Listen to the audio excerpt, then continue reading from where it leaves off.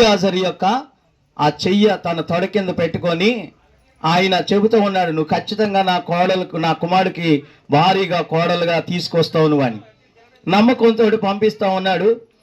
ఆ ఎలియాజరు కూడా చాలా దైవభక్తి కలిగిన వాడు కనుక ఆయన అంటున్నాడు, వెళుతున్న మార్గంలో కొంతమందిని పనివాళ్ళు తీసుకొని వంటలు తీసుకొని సుమారు 10 మంది ఆయనతో 10 మంది తీసుకొని వెళుతూ ఉన్నాడు. వెళుతున్న సందర్భాల్లో ఆయన ప్రార్థన చేసుకుంటున్నాడు. ఏమని అంటే, దేవా, నా యొక్క అబ్రహాముకు దేవుడైన దేవా, ఇదిగో తండ్రి, నా యజమానైన అబ్రహాముకి కుమారుడికి ఇసాక్కి నేను సంబంధం చూడడానికి వెళుతూ ఉన్నాను కనుక నాకు తోడుగా ఉండండి. నేను వెళుతున్న దారి మధ్యంలో, నేను వెళుతున్నటువంటి గ్రామంలో ఆ ప్రాంతంలో ఎవరైతే నాకు మంచినీళ్ళు ఇవ్వమని అడుగుతానో, నాకు మంచినీళ్ళు ఏ చిన్నదైతే నాకు ఇస్తుందో, అలాగనే నాకు కాదు నా ఒంటిలో కూడా నీళ్లు చేది ఏ చిన్నదైతే పోస్తుందో ఆమెయే నా యజమానుడి యొక్క కుమారుడికి భారీగా నువ్వు అనుగ్రహించుతావని నేను నమ్ముచున్నానని ప్రార్థన చేసుకుని వెళుతూ ఉన్నాడు. దేవునికి స్తోత్రం. వెళ్ళగానే చూడండి ప్రేమిటువంటి వారులారా, బెతీయేలునకు పుట్టిన రిబ్కా కడవ భుజం మీద పెట్టుకొని 15వ వచనం, అతడు మాటలాడుట సాలింపక ముందే అబ్రహాము సహోదరుడైన నాహోరు భార్యకు మిల్కా కుమారుడైన బెతీయేలుకు పుట్టిన రిబ్కా కడవ భుజం మీద పెట్టుకొని వచ్చెను. ఆ చిన్నది మిక్కిలి చక్కనిది, ఆమె కన్యక ఏ పురుషుని ఆమెను కూడలేదు. ఆమె ఆ బావిలోకి దిగిపోయి కడవను నీళ్లతో నింపుకొని ఎక్కి రాగా ఆ సేవకుడు ఆమెను ఎదుర్కొనుటకు పరిగెత్తి, నీ కడవలో నీళ్లు కొంచెము దయచేసి నన్ను తాగనిమ్మని అడిగాను. దేవునికి స్తోత్రం. అందుకు ఆమె, అయ్యా, తాగమని చెప్పి త్వరగా తన కడవను చేతి మీదకి దించుకొని అతనికి దాహం ఇచ్చెను. మరియు ఆమె అతనికి దాహము ఇచ్చిన తరువాత ఆ వంటను తాగుమట్టుకు వాటిని నీళ్లు చేది పోసేనని చెప్పి త్వరగా గాడిలో తన కడవ కుమ్మరించి తిరిగి చేదుడుకు ఆ బావికి పరిగెత్తుకొని పోయి అతని ఒంటెలకై నీళ్లు చేది పోసేను. దేవునికి స్తోత్రం. చూడండి ఎంత గొప్ప విషయమో.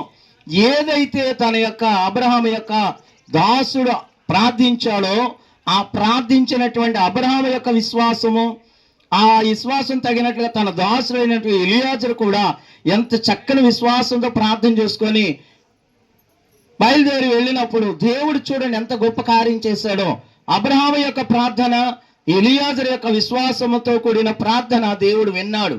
ఆయన ఏదైతే ఆశించాడో అదే రీతిగా ఆయన వెళుతున్న సందర్భాల్లో ఒక బావి దగ్గరికి ఒక చక్కని ఒక కన్యక వచ్చినప్పుడు ఆమె ఏం చేసిందంటే, ఆమె దగ్గరికి వెళ్ళి, అమ్మా, నాకు కాస్త దాహం ఇస్తావా అని అడగగానే, అలాగే నా ఇస్తాను తాగండి అని చెప్పి గబగబా ఆ కడవ చేతి మీద దించుకొని నీళ్లు తాగమని పోస్తా ఉంది.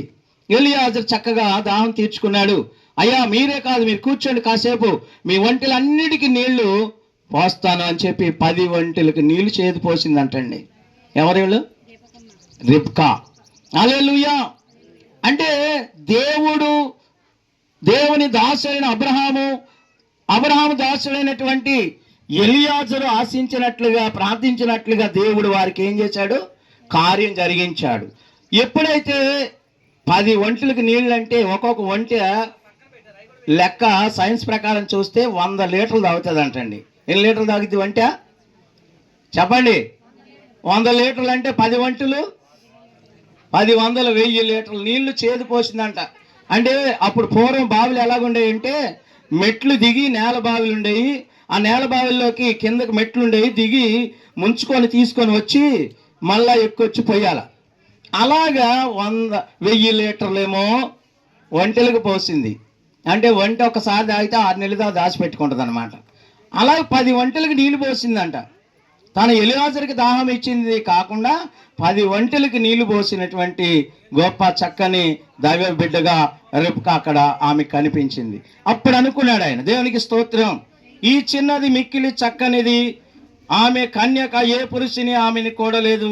ఆమె ఆ బావిలోనికి దిగిపోయి కడవను నీళ్లతో నింపుకొని ఎక్కి రాగా ఆ సేవకుడు ఆమెను ఎదుర్కొనుటకు పరిగెత్తి ఆ కడవలో నీళ్లు కొంచెము దయచేసి నన్ను తాగనిమ్మని అడిగాను. అందుకు ఆమె, అయ్యా తాగమని చెప్పి త్వరగా తన కడవను చేతి మీదకి దించుకొని అతనికి దాహం ఇచ్చాను. దేవునికి స్తోత్రం. మరియు ఆమె అతనికి దాహం ఇచ్చిన తర్వాత ఆ ఒంటెలకు తాగుమట్టుకు వాటికి నీళ్లు చేది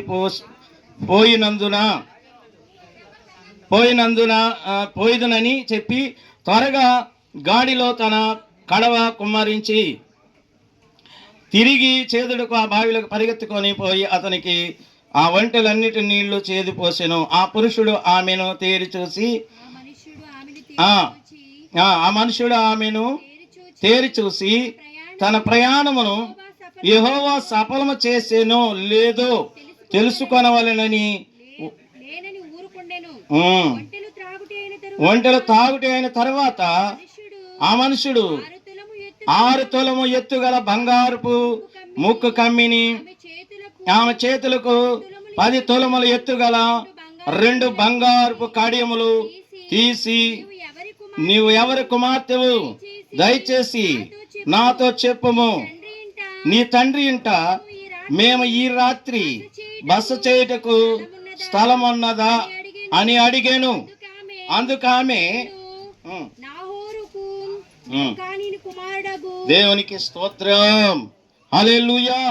ప్రియమైనటువంటి వారలారా, ఇంకా ఆ రోజు ఎలియా సంతోషపడిపోయాడు. ఆయన దేవుడు చేసిన కార్యమును బట్టి ఎంతో ఆనందిస్తూ ఉన్నాడు. ఆ ఇంటికి వెళ్ళి ఆమెకంటే ఏమిచ్చాడు బహుమానం?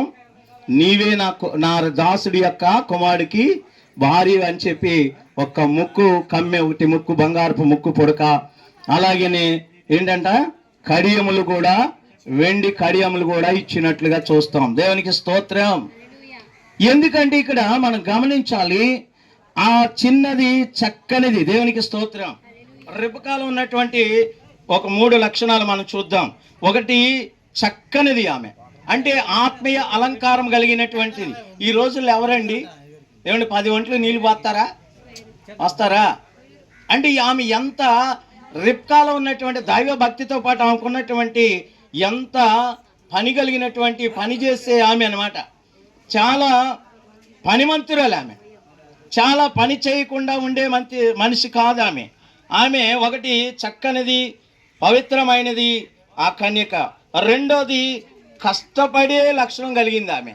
ఏంటంటే ఆమె దేవుని అలంకారంతో భక్తి జీవితం కలిగిన బిడ్డ. రెండోది, కష్టపడి పనిచేసే లక్షణం ఉంది. ప్రతి ఒక్క బిడ్డలు కూడా ఇంటి దగ్గర, అమ్మగారి ఇంటి దగ్గర ఎలాగైతే ఉంటారో అత్తగారి ఇంటికి వెళ్ళినా సరే కానీ పని చేసే బిడ్డలుగా ఉండాలి. ఒక చేత చెప్పించుకునే బిడ్డలుగా ఉండకూడదని అక్కడ మనకు అర్థమవుతుంది. రిబ్కాలో ఉన్నటువంటి రెండో లక్షణం, కష్టపడి చక్కగా ఆమె పని చేసే బిడ్డగా కనపడతా ఉంది.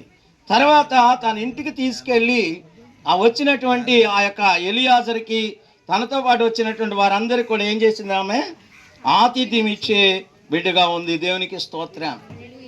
ఈరోజు నేను ఈ యొక్క పెండ్లి కుమార్తెగా సిద్ధపడుతున్నటువంటి చిన్న బేబీకి నేను చెప్పేది ఏంటంటే, ఇక్కడైనా అక్కడైనా ఎలా ఉండాలంటే చక్కగా పరిశుభ్రంగా ఉండాలి, చక్కగా దేవుని అలంకారంతో భక్తి జీవితం కలిగి ఉండాలి. రెండోది, కష్టపడి పని చేసే బిడ్డగా ఉండాలి, పని అంతా చేసుకొని బిడ్డగా ఉండాలి, సోమర్థనంగా ఉండకూడదు. మూడోది, అత్తింటి వారు వచ్చినా పుట్టింటి వారు వచ్చినా ఏం చేయాలంట? ఆతిథ్యం ఇచ్చి మంచి లక్షణం కలిగిన బిడ్డగా ఉండాలి. దేవునికి స్తోత్రం. చూడండి, అలాగనే మరి ఆ యొక్క ఇస్సాకు కూడా ఉన్న 3 లక్షణాలు చెప్పి నేను ముగిస్తా ఉన్నాను. ఇస్సాకు ఉన్నటువంటి లక్షణం ఏంటంటే, శ్రేష్టమైన లక్షణం, తండ్రి ఏ కుమార్తెనైతే సంబంధం అయితే చూస్తాడో ఆ సంబంధానికి ఇష్టపడేవాడిగా ఉన్నాడు. అంటే తండ్రిని గౌరవించేవాడిగా, తండ్రి మాటకి విధేయత కలిగిన లక్షణం కలిగినటువంటి వాడిగా ఉన్నాడు. ఎవరైనా? ఇస్సాకు, అబ్రహాం కుమారుడైన ఇస్సాకు. రెండోది, ఆయన విధేయత కలిగిన వాడు. రెండోది, ఆయన ప్రార్థన చేస్తూ ఉన్నాడంట. తన యొక్క దాసుడు మరి సంబంధం చూడడానికి వెళ్ళినప్పుడు ఈ యొక్క ఇస్సాకు అంట ప్రార్థన చేస్తూ ఉన్నాడంట. ఎక్కడ తెలుసా? పొలంలోకి వెళ్ళి ప్రార్థన చేస్తూ ఉన్నాడంట. ప్రభువా, నువ్వు ఇదిగో నా యొక్క మా కుటుంబంలో ఎలియాజర్ని పంపించాడు మా నాన్నగారు, మంచి సంబంధం తీసుకొస్తావు అని ఒక నువ్వు చేయబోతున్న కార్యాన్ని బట్టి నీకు స్తోత్రం అని చెప్పి ఆయన ప్రార్థన విజ్ఞాపన చేస్తూ ఉన్నాడంట. దేవునికి స్తోత్రం. ఆయనకు ఉన్న మంచి అలవాటు ఏంటంటే తండ్రి మాటకు లోబడేవాడు, రెండోది ప్రార్థనా జీవితం కలిగేవాడు, మూడోది చూడండి ఆయన దేవుని తర్వాతే రిబ్కాని ప్రేమించే వ్యక్తిగా ఉన్నాడు. ఆమెన్. ఏంటంటే ఆయన చాలామంది ఎవరు లిస్ట్ కలుపుతున్నారు ఫోన్ అందుకో రమేష్. వాళ్ళారా ఆయనకున్న మూడో లక్షణం చెప్పి నేను ముగిస్తున్నాను. ఇస్సాకున్న మూడో లక్షణం ఏంటంటే ఆయన కొంతమంది మరి కుమారులు ఎలా ఉంటుందంటే భార్య వచ్చిన తర్వాత దేవుని కూడా మర్చిపోతారా? పెళ్ళైన తర్వాత ఖాళీ ఉండదు, బిజీలో ఉండి దేవుడి మందిరాన్ని మర్చిపోతారు, ప్రార్థన కూడా అశ్రద్ధ చేసేవారుగా ఉంటారు. కానీ మూడో లక్షణం ఇస్సాకున్న లక్షణం ఏంటంటే ముందుగా దేవునికి స్థానం ఇచ్చే వ్యక్తి ఆయన. దేవునికి స్తోత్రం. తర్వాతే తన భార్యని ముందు దేవుని ప్రేమిస్తాడు, తర్వాత భార్యని ప్రేమించే వ్యక్తి. ఆమెన్. భార్యని ప్రేమించొద్దని చెప్పడం లేదు, కానీ ముందు దేవునికి ఇవ్వాలి స్థానం. ఆమెన్. దేవుడు ముందుంటే తర్వాత దేవుని హృదయం ఉంటే నీ భార్య కూడా నువ్వు ప్రేమించగలవు, నీ భార్య నిన్ను కూడా గౌరవించే బిడ్డగా ఉంటుంది. కనుక ఇస్సాకులో ఉన్న 3 లక్షణాలు, రిబ్కాలో ఉన్న 3 లక్షణాలు కూడా ఇద్దరిలో కనపడాలని నేను కోరుకుంటున్నాను. చాలా వివరించాను, చాలా పెద్ద వాక్యం, నేను క్లుప్తంగా షార్ట్ కట్లు వెళ్ళిపోయాను కనుక ఇంకా దైవజనులు తర్వాత మళ్ళీ దైవజనులు ఉన్నారు, కొన్ని విషయాలు వారు కూడా పంచుకుంటారు. అందరూ కూడా చక్కగా ఆసక్తి విని దీవించబడాలని మనవి చేస్తున్నాను. కొద్ది మాటలు దేవుడు దీవించిన గాక. ధనరాజయ్య గారు చక్కని మాటలు.